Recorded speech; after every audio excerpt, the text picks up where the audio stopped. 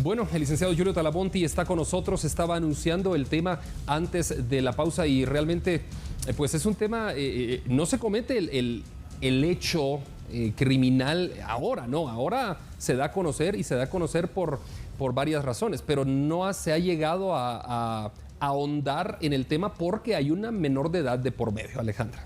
Así es, y vamos a hablar de cómo reaccionó un padre luego de conocer sobre el abuso sexual a su hija. Es una situación por demás impactante y pues este hombre quizá reacciona como muchos padres lo hubieran hecho. Julio Talamonti, bienvenido. Gracias. Gracias, Andri, gracias, Alejandra, gracias, televidentes. Primero, bueno, a ver, el contexto. Hay un hombre, hay un sujeto de 26 años que tiene un proceso penal abierto en un juzgado, obviamente de instancia penal, por supuestamente ser el presunto responsable de haber violado a la hija de esta persona que el día de hoy atacó. Por supuesto tiene medida, entonces habría que preguntarnos por qué es que tiene medida, cómo va ese proceso. Pero ahora vamos a los hechos. Es decir, aquí las personas dicen, bueno, ¿y cuál va a ser la implicación legal, digamos, para el padre?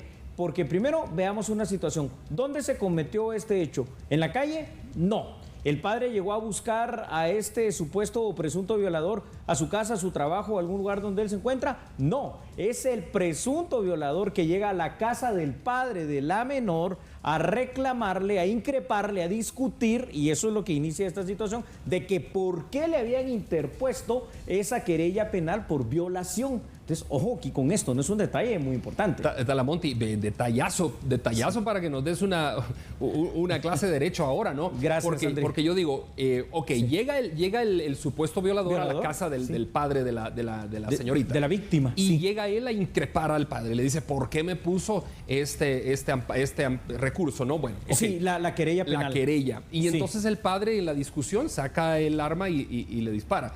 ¿En qué posición queda el padre? ¿Va a ser juzgado, va a ser condenado o no? Porque está en su propia casa increpándolo, ¿no? A ver, fíjense que qué interesante, ¿no? Porque cuando uno empieza a ver... Primero, quiero decirles que...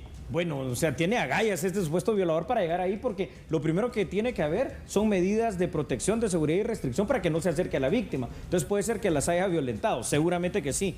Una cuestión, ¿qué será? ¿Será, como no se consumó, digamos, la muerte del sujeto, una tentativa de homicidio, una tentativa de asesinato? ¿Será la legítima defensa? ¿Será acaso que fue tal vez una situación de lesiones? Bueno, vamos a ir descartando una a una para ver qué es, ¿no? Porque este panorama es jurídicamente muy interesante. Y para mí ¿qué podría ser legítima defensa si yo ser, obviamente, abogado, ¿no? Pero no sé. Una de las grandes posibilidades, ¿verdad, Andrea? Sí, Alejandra. Claro, a ver, fíjense, Alejandra y Andri, ¿por qué no se puede tipificar la tentativa de asesinato? Simple y sencillamente porque aquí no hay un animus ni candi, unas voliciones criminales del padre, porque el padre no preparó este hecho. Claro. ¿Sí? Él no fue el padre el que dijo, voy a ir a buscar a este sujeto y le voy a pagar 3 tiros para matarlo. Por cierto, fueron 3 tiros, ¿no? 2 en una pierna y otro en la otra pierna. Entonces, no es eso.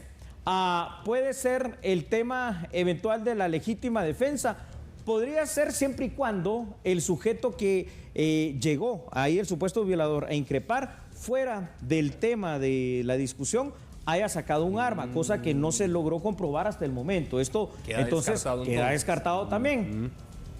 Tentativa de homicidio, dar muerte a una persona, dice el artículo 123, descartado también en mi criterio jurídico muy particular y personal, en virtud que, repito, el padre lo que hizo fue, a través de esta discusión y al ver ahí al supuesto violador de su hija, pues reaccionar de esta manera, sacar el arma y fíjense ustedes, si lo hubiera querido matar, le tira a otro lado. Le tira a otro lado, le da a las piernas. Sí. Entonces aquí seguramente va a tener que ser juzgado porque obviamente si hay una implicación legal, tampoco es gracia lo que se hizo en el sentido de probable delito de lesiones que serán leves, graves o gravísimas, dependiendo de lo que vaya a suceder con este sujeto. Pero lo más grave se descarta. Ahora, lo malo de esto es que también podemos descartar, al menos por el momento, salvo que otra cuestión de evidencia cambie, que haya sido la legítima defensa.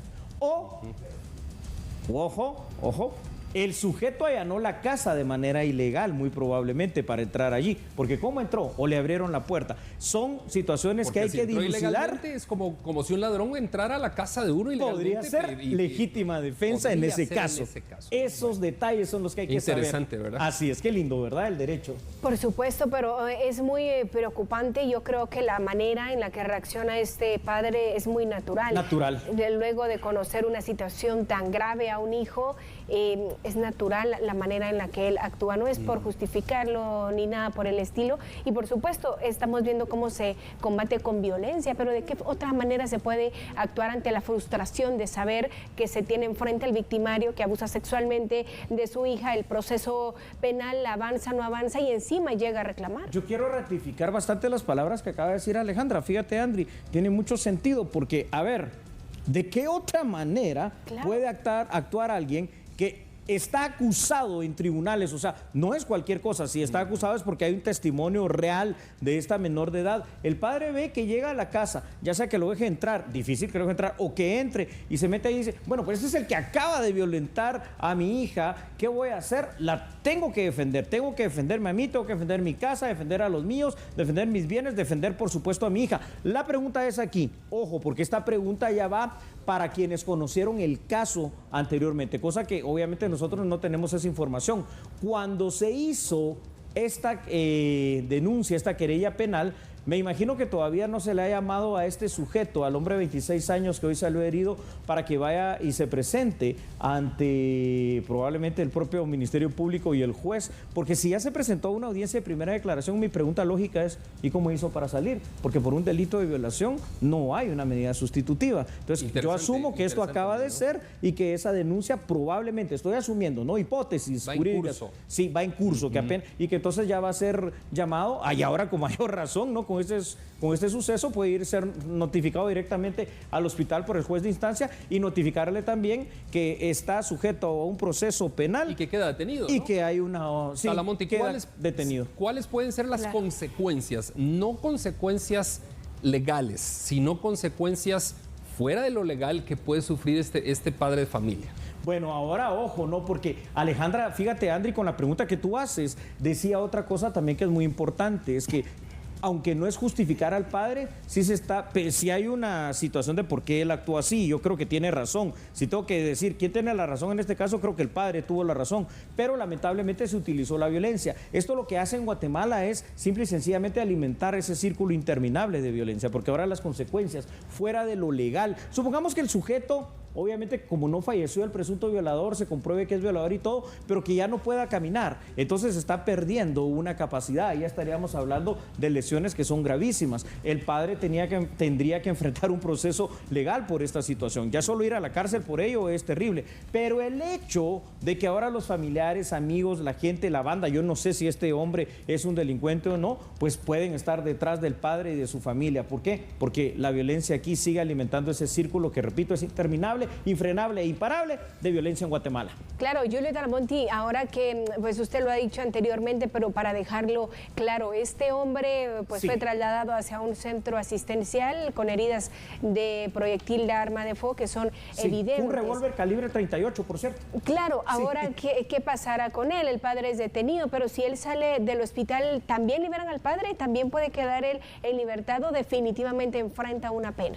A ver, aquí va a depender bastante de la capacidad y habilidad, que no dudo que la vaya a tener, el abogado, ya sea privado o de la defensa pública penal, que se va a constituir en la defensa técnica del padre de la víctima, del padre de la menor. ¿Por qué? Porque aquí hay que probar varias cosas. Primero, por ejemplo, que hubo un allanamiento ilegal. Segundo, que estaban dentro del hogar de la ofendida, de la agredida, donde es un lugar donde no puede estar un violador. Y tercero, el hecho de que este padre actuó en el ánimo, en el miedo y en el temor racional de defender su vida, sus bienes, pero por sobre todo la de su familia y particularmente la de su hija, que es la principal víctima de esta situación. Y Talamonte, podríamos quizá agregar un cuarto para que obtenga medidas sustitutivas. Si es que el MP ya hubiera actuado de oficio en este caso, ¿no? Que no lo sabemos, como no tú has dicho, porque como es una menor de edad, ¿no? También, Sí, y por eso es que cuesta tener los datos, ¿no? Pero ahí también podrías, hay mucha tela que cortar, si es que ya hubiese habido un inicio de proceso con este muchacho, ¿no? Puede pasar, porque ahora nos podemos...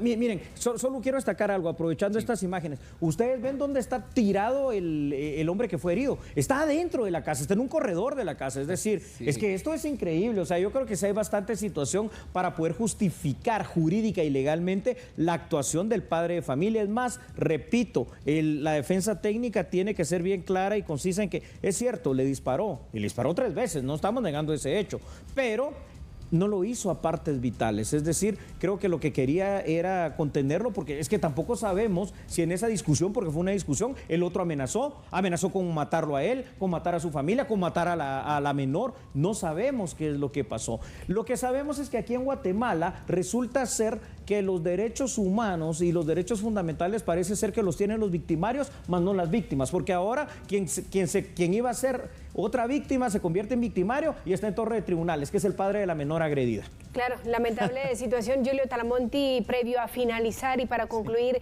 este tema, hablemos de la víctima, el impacto, las consecuencias y la atención que debe tener ahora esta menor que lamentablemente fue violentada y ahora se complica aún más el cuadro, el padre está detenido, el impacto negativo para esta niña puede ser grave.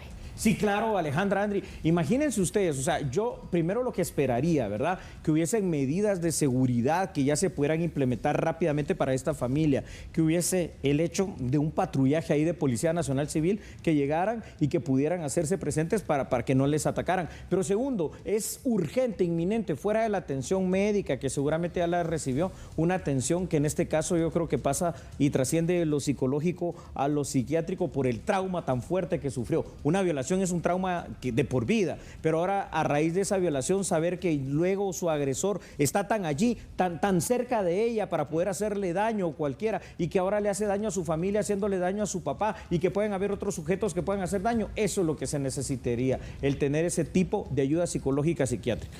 Bueno, Talamonti, gracias por el análisis. Gracias, a las 9 de la noche usted puede escuchar a Talamonti en una hora completa de análisis.